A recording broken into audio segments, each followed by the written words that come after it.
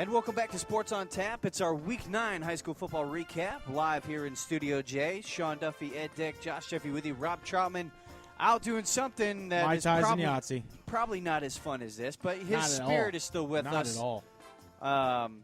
And the one person out there that is probably thankful that Rob's not here is Seamus Higley. Yes, just butchering that name since week 1. But jokes aside, welcome back. Thanks for listening to everyone out there. We recapped already Week 9 in the GCC and the Southwestern Conference. Now we move on to the Suburban League. A lot of good matchups there. We're going to start right now with Ed Dick. And Ed Dick will go on to his recap. Ed, take it away, my friend. All right. This is the Suburban League National Division Week 9. 3 teams punched their ticket to Week 11 over the weekend. We'll start in Twinsburg, where the Tigers came into the game 3-5 overall, 1-4 of the conference. They hosted the Hudson Explorers, 6-2, 4-1. Hudson took an early lead as quarterback Colt Pillay connected with wide receiver Colin Paultani for a 17-yard touchdown. Twinsburg kicker Brandon Callow kicked a 21-yard field goal to cut the lead to 7-3. The Explorers quickly answered with wide receiver Dawson Worby running back the ensuing kickoff 76 yards for a touchdown and a 14-3 lead. Twinsburg, though, they stormed back. They took a 17-14 lead into the second quarter. Quarterback Adam Vandemotter found James Bissett for a 13-yard touchdown. Then the other quarterback, Seth Grabowski, hit running back Isaiah Savitt for a 29-yard touchdown pass. Hudson was able to pull even with a 36-yard field goal by kicker Grant Gagne. Both defenses held in the third quarter. Hudson was able to break through with a 6-yard touchdown run by Kevin Callahan, and icing on the cake, a 31-yard field goal by Grant Gagne. The Explorers win 27-17 over the Twinsburg Tigers. Twinsburg running back Cameron McLean, he had 161 yards on 26 rushes. Quarterbacks Adam Vandemotter and Seth Grabowski combined for 12 of 23 passing for 187 yards and 2 touchdowns. The big difference here was Hudson's defense. They intercepted the quarterbacks 3 times over the course of the game. You know, Hudson's showing that stingy defense that they are quite well known for in these parts. Twinsburg drops to 3-6 overall, 1-5 in the conference. They will wrap up their 2017 season hosting Macedonia Nordonia. Hudson, the Explorers, they are 7-2 overall, 5-1 in the conference. They have clinched a spot in Division II, Region 5. They currently sit 5th. They do have a tremendous opportunity for more computer points as they will host the Wadsworth Grizzlies. Hudson, if they were able to get a win this week against Wadsworth, they can jump from 5 to as high as number 3 in Division II, Region 5. So a big opportunity for points, and this will also be a de facto championship game as Wadsworth. As we roll into the Wadsworth game, Wadsworth came into Week 9 undefeated, hosting Brecksville Broadview Heights. The Bees 4-4 overall, 2-3 in the conference. The Grizzlies did have a chance to clinch a share of the Suburban League National Division Championship. The Bees, beset by 2 consecutive upset losses, they did start the game by recovering an onside kick. Shortly after, running back Alec Buckley caught a 51-yard touchdown pass from freshman quarterback Joe Labus for the 7-0 lead for the Brecksville Broadview Heights Bees. Wadsworth running back Brock Snowball answered with a 9-yard touchdown run. The Bees and the Grizzlies then traded rushing touchdowns. Labus with a 1-yard touchdown run. Brock Snowball with a 15-yarder to counter. The Grizzlies defense got into the action. Grant Martinez recovers a fumble in the end zone for a 21-14 lead. Grizzlies over the Bees. Quarterback Joey Bachman then found wide receiver Christian Zalay for a 39-yard touchdown for the Grizzlies. The Bees did close the first half with Buckley rushing for a 1-yard touchdown in a 28-20 deficit. So Brecksville Broadview Heights, they came into this game pretty ramped up and ready to go. I mean, starting the game with an onside kick and really going on the offensive there. Mm-hmm. Yeah, they were looking to come out and surprise Wadsworth and give Brecksville credit. I mean, they've held Wadsworth to they tie for the lowest point out output Wadsworth, that is, with 41 only. Wadsworth's traditionally scoring in the 50s and the 60s, and they kept them down low. So this was a good game. Good game as far as, like we mentioned, all show a builder, and that's what we got. Exactly. Snowball in the second half, not as much scoring. The Bees and the Grizzlies played some pretty good defense. Brock Snowball got his third rushing touchdown of the game in the third quarter. Brecksville was able to close the gap on a 9-yard touchdown pass from Labas to wide receiver Kenny Ganley, but they could not complete the comeback. Wadsworth, as Josh astutely pointed out, with a 41-26 win over the Brecksville Broadview Heights. Bees. For Brecksville, quarterback Joe Labas completed 24 of 28 passing for 308 yards and 2 touchdowns. Great game for the freshman there. Wide receiver Sam Wigloose, he caught 11 passes for 196 yards. He was out of the end zone, but he certainly made his mark on this game. Wadsworth quarterback Joey Bachman continued his stellar season. He threw for 172 and a touch and rushed for 178 and a touch. Brock Snowball, 3 touchdowns on 11 carries and 67 yards. And Christian Zalay caught 7 passes for 98 yards and a touchdown. Brecksville Broadview Heights drops to 4-5 overall, 2-4 in the conference. The Bees are still mathematically alive in Division II, Region 5, where they currently sit number 13th. However, they will host Stowe Monroe Falls in Week 10. Definitely a tall task for the Bees there. But if they can bring the same level of energy and bring the same game plan into the Stowe game as they did for Wadsworth, they could give themselves a good shot here. Wadsworth is 9-0 overall, 6-0 in the conference. They have clinched a home game in Division II, Region 6. They are currently number 2, and they have also clinched a share of the conference title. They will look to win it outright when they travel to Hudson in Week 10. Next, we go to Cuyahoga Falls, where the winless Black Tigers host the defending co-champion Stowe Monroe Falls. They came into the game 7-1 overall, 4-1 in the conference. The Bulldogs, they led wire to wire. They built up a 37-0 lead in the first half. Quarterback Corian Rice used his legs and his hands. He ran for a touchdown and caught a 55-yard touchdown pass. Running back J.R. Atkinson rushed for touchdowns of 30 and 25 yards en route to a 51-6 win for Stowe Monroe Falls. The Black Tigers did get on the board with a 7-yard touchdown pass from quarterback Ben Kinker to wide receiver Eric Rozak.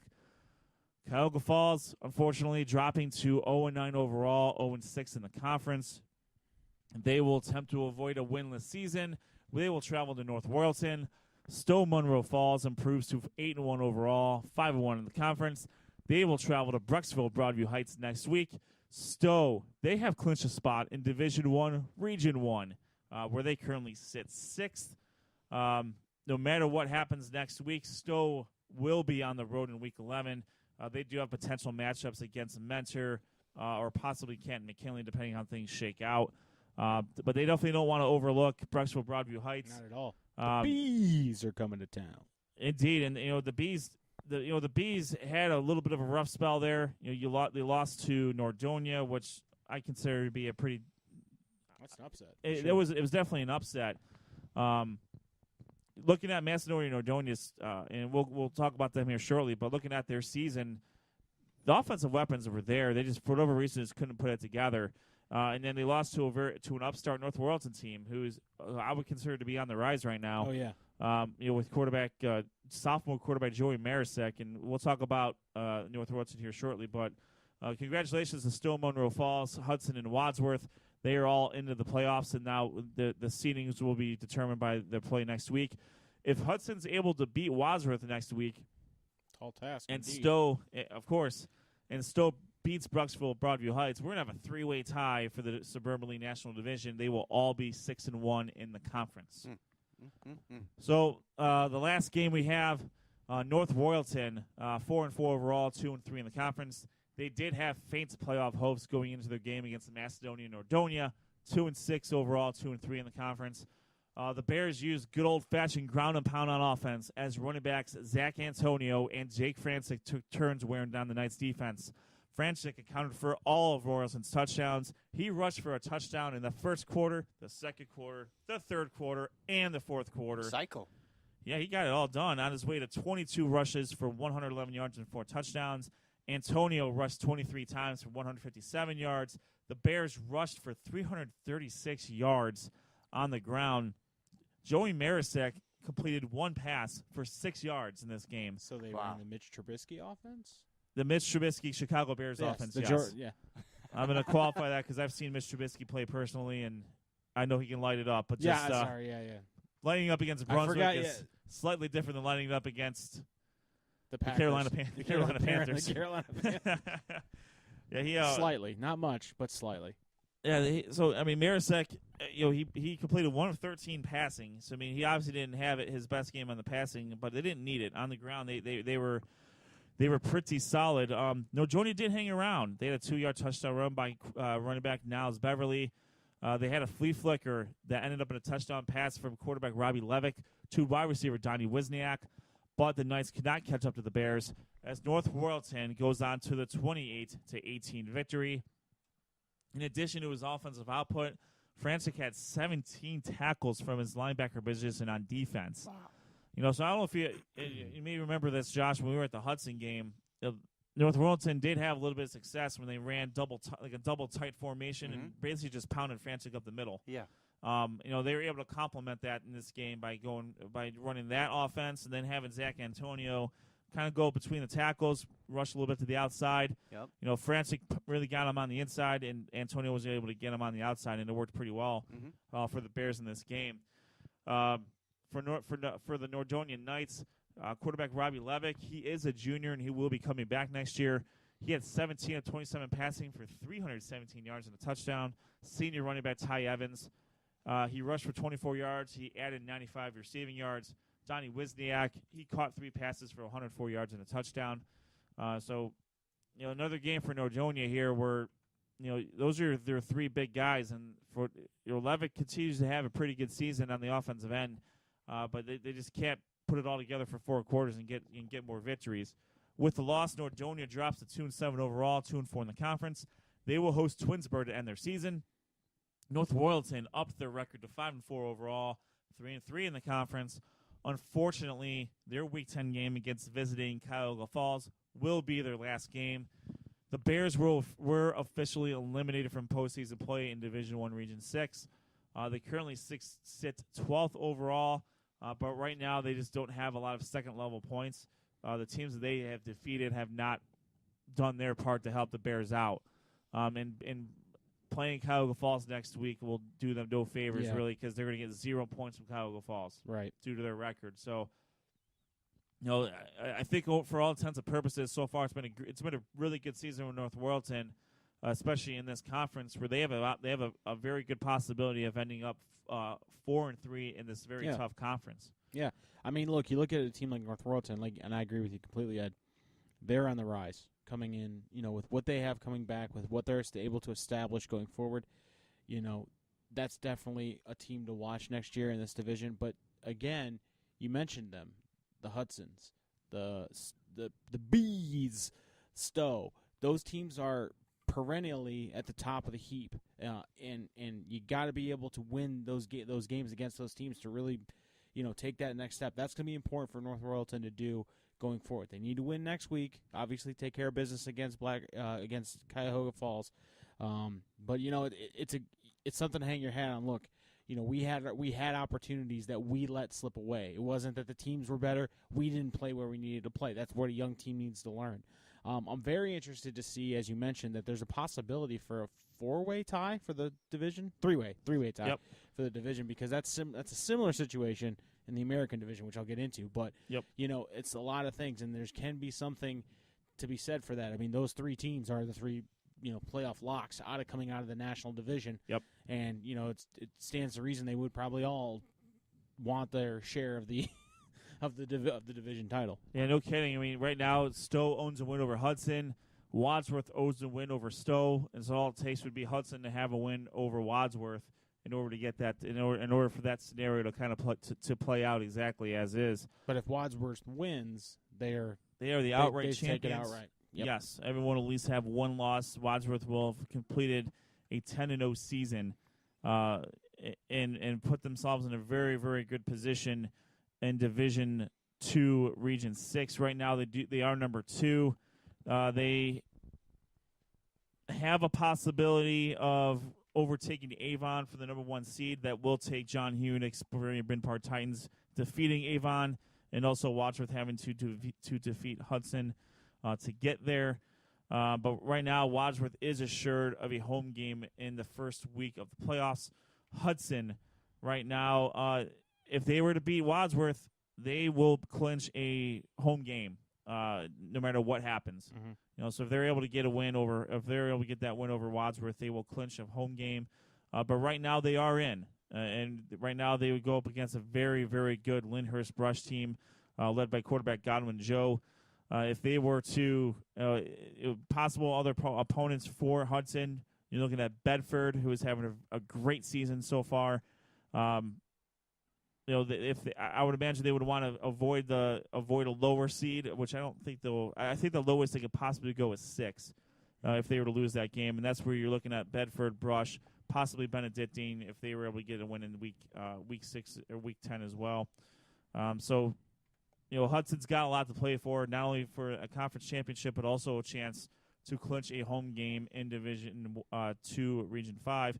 Then Stowe Monroe Falls, as we talked about earlier, they are virtually guaranteed they're going to be traveling in week 1, at week 11, week 1, I'd say, of the postseason. Yeah, week 11, they're going to be traveling. Right now, they would play Menor at Jerome T. Osborne Stadium. I refuse to call it the JTO because I just think it's stupid. They could also run into a very tough Canton McKinley team going down to Tom Benson Hall of Fame Stadium and having to play the Bulldogs down there. So that's who we're looking at possibly for Stowe Monroe Falls. So it definitely won't be, no matter how it shakes out, I think all these teams are going to have very, very tough outs in their first week of the playoffs, which is to be expected. But I mean, Hudson the last 2 years has made it to the state semifinals by winning their region, and right now I can see them doing the same thing. They could potentially run into defending state champion Archbishop Hoban, though. Yeah, I mean, Hudson's in a very interesting division. Very interesting region. In that, only one team, Archbishop Hoban, the number 1 seed, has clinched a home game. So there's movement available, but even Hoban hasn't really clinched a number 1 seed in that division as of yet. Again, this is all according to Joe Itel. We know these are unofficial, but they give us a pretty good idea of where the playoffs are going to go. I think you could see. I think a win for Hudson over a Wadsworth team vaults them very high. I think they could be a 2. Yeah, they could easily be a 2. They could vault. I mean, they're definitely going to vault over Bedford if they are able to pull off that win over Wadsworth. Barberton, if they win out, I think Barberton holds serve at 2, possibly 1. Again, simply because just the teams they've beaten this year, and the way they've beaten teams, I think that I don't see a lot of movement there, but I see Hudson is the one to me that has the most potential to go up from where they sit now a 5 to a 2, possibly a 1. But I think that would take both Hoban and Barberton losing for that to happen. But Agreed. You could definitely see them in the 3, possibly a 4 spot, which gives them a home game in week 11. But again, as I was doing my prep, I was looking at this division, saying, yes, there's 6 spots with 1 spot, with one team, Eastlake North, controlling its own destiny that are spoken for. But the seeding is going to play a big part in here because no one's locked in number 1, and really the only home playoff game guaranteed is to Hoban, and it's not to anybody else. So there's movement available in this division that can be very, very interesting as to how the bracket plays out in week 11. Now, as far as Stowe Monroe Falls, I think you're right. I think they're going to be on the road. It's a for sure. If they prep like that going into this game and the next, and then into week 11, no matter where they go, I think they're a tough team for anybody to play. I think that quarterback and that system and how he's able to get out and run and just he's able to make plays when he has the ball, and that's the one thing you want from a quarterback in the high school area, is because you cannot account he's an extra man. And it's tough to block. I mean, we see in the collegiate level and the pro level, if you got a quarterback that's a threat to run, it's a defensive coordinator's nightmare because now you have to commit somebody to spy him, and he can make you pay with his legs. He can make you pay running the ball, and as we saw, he can even catch the ball. So I mean, he's a triple threat at this point. Yes. And it's an interesting. They're a very difficult team, I think, and I don't think anyone wants to run into Stowe in that division. But with them and Hudson, and I'm sorry, the other team I'm blanking. Wadsworth. Obviously, Wadsworth is number 2 in their region. And they're, again, tough teams. I mean, it's no wonder that these 3 teams are always in the mix at the end of the year, and we're always saying the same names that these teams are in there. So a lot of stuff coming out of the National Division. Indeed. So I will mention quickly my player of the week for this week is going to be North Royalton senior running back Jake Franzik, 22 rushes, 111 yards, 4 touchdowns on offense, 17 tackles on defense. So great job by Jake Franzik, and we'll look forward to seeing what he can do next week in his last game as a North Royalton Bear. All right, last and certainly not least, I will swing it over to my compadre, my cohort, my colleague. Sean Duffy will take care of Week 9 in the Suburban League American Division. Hello. First, I want to start off in my traditional one non-conference matchup where the undefeated Bay Rockets, I believe that's their name, right? The Bay Rockets. They traveled into Revere, and they put up a quick 21-point lead on the Minutemen. But Revere did not go quietly into this good night. They were able to mount 17 unanswered points to make this a pretty tight affair towards the end. Sophomore quarterback Nate Kalinowski was effective both running and throwing the ball, totaling 97 yards and 2 touchdowns. His favorite target of the night was Bryce Holt, who caught a 15-yard touchdown pass in the third quarter. Senior running back for the Minutemen, Matt Busser, carried the ball 17 times for 80 yards, but a combination of drop passes and a bend-don't-break Rockets defense was too much to overcome. Revere falls to 2-7. They lose to the Bay Rockets 28-17. They are now 2-7 on the year and 0-6 in the conference. Revere is mathematically eliminated from the playoff contention. They will host Talmadge in Week 10. Moving on to our conference games of the week, Copley came into Aurora, and Aurora got off to a really fast start, putting up 20 points in the first 2 quarters, and that was pretty much all she wrote for the visiting Copley Indians. Aurora would roll to a 34-7 victory. The Aurora's win gives them a shot at the share of a Suburban League American Division title should Barberton lose in Week 10 to Highland.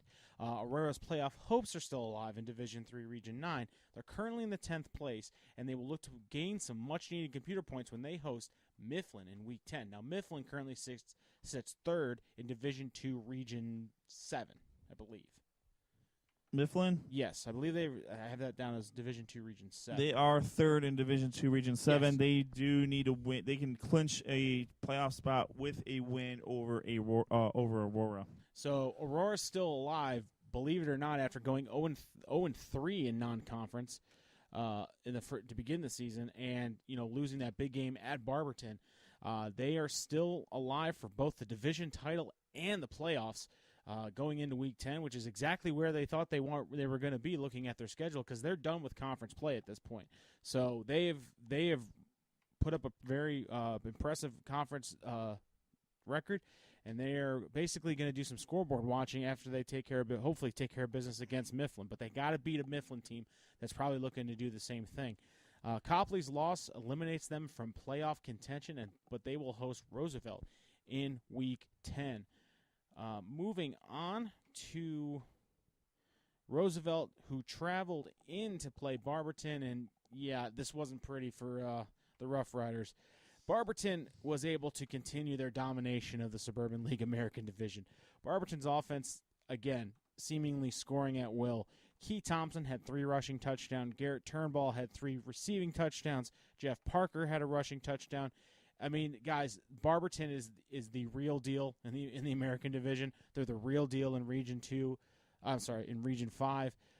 I think they're going to be probably one of the top teams going into this. The way they're beating teams, good teams, I think they're going to be a very, very tough out. Now, some intrigue here for the division title. Barberton is the only team that can lock up an outright title, but they have to go play at Highland. in Week 10. So this is a fantastic matchup. If you're in Medina and you want to see what's going to amount to probably the two best offenses in the Suburban League American Division, I would argue in the Suburban League, probably the two best, the most explosive offenses, they will play Friday night at Highland Stadium. Roosevelt, obviously, they fall to 2-7 again. Barberton ends up winning 49-9. Roosevelt falls to 2-7, 1-5 in the conference. They are mathematically eliminated from the playoff contention. Barberton 9-0 in overall, 5-0 in the conference. They will travel to Highland in Week 10. Speaking of Highland, they had a very interesting matchup against another team that's on the playoff hunt, and that would be the Talmadge Blue Devils. Talmadge came into this at 5-3, and Talmadge was 7-1. And at one point, this game was 44-14 at halftime. They came out and had a running clock after halftime. Highland's offense was one word in the first half, and that's efficient. Matthew Ernest was hitting wide receiver / tight end Ryan Frederick.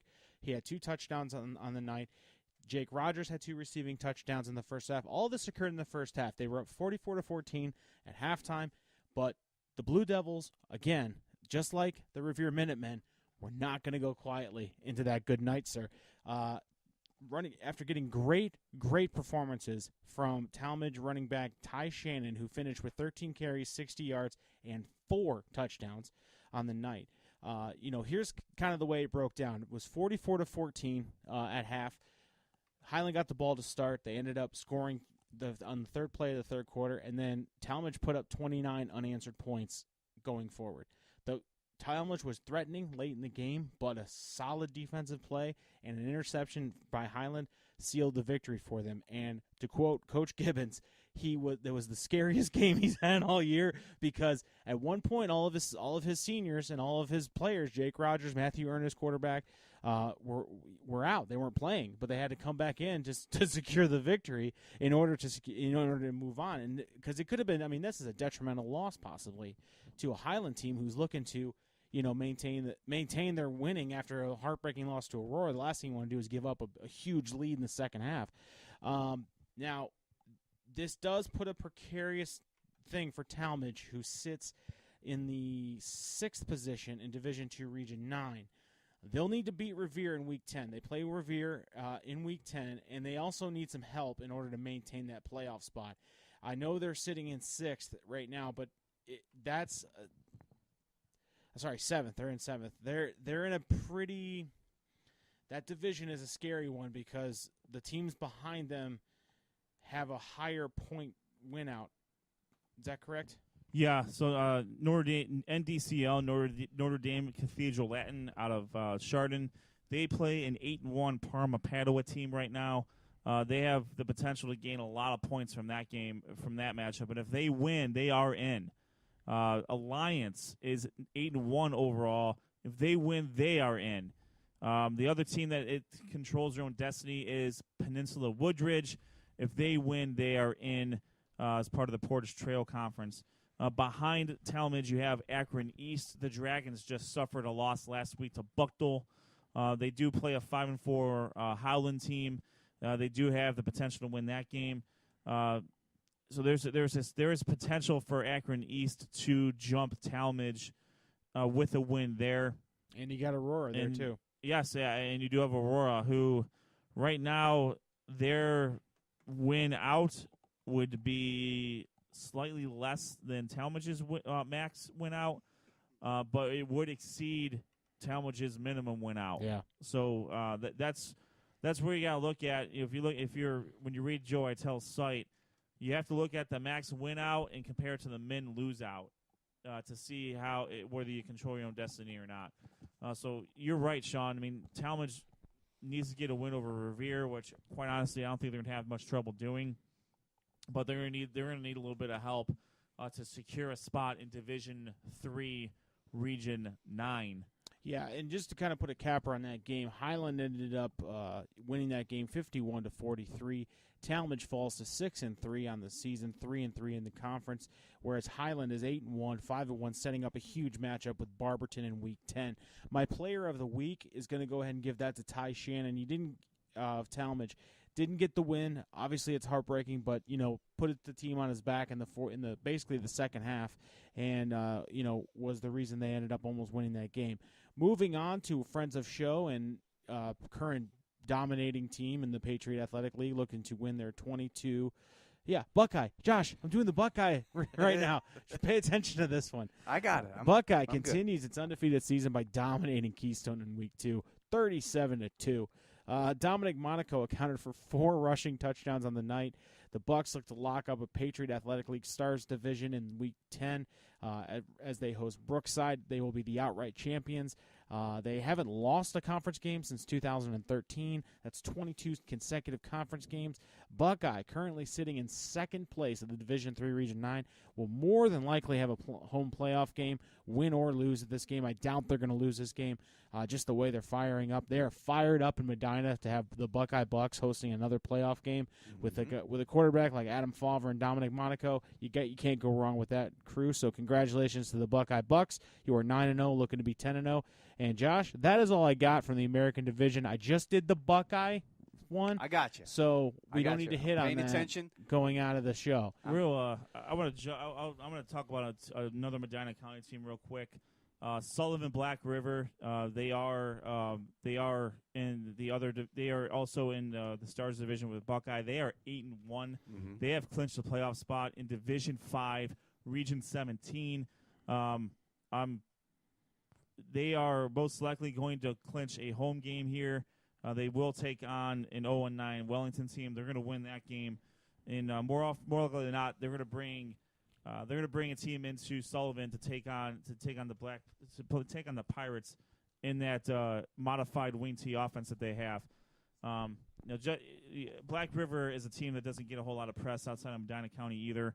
Not with us unless they play Buckeye. Exactly. And there is another media outlet that failed to mention them, and to an extent that I felt was good for them when they were talking about their playoff preview so far. They mentioned Gilmore just because they happen to be close to them, but Black River's in your coverage area. You got to mention the Black River Pirates. Yeah, for sure. Did a good job. Yeah, 8-1. In addition to the number 5 ranked overall in Division 3, the Medina Bucks. In Division 3, Region 9, you definitely can't sleep on them. Not at all. Going into this week, so good stuff from absolutely some good stuff from the folks from some of the teams in Medina County and the Suburban League. We will take a quick break. We'll come back. We'll recap our game of the week where we saw the Amherst Steel Comets travel into Avon, and we'll also give you a little sneak peek of what we're going to be doing this Friday for our game of the week. Don't go anywhere.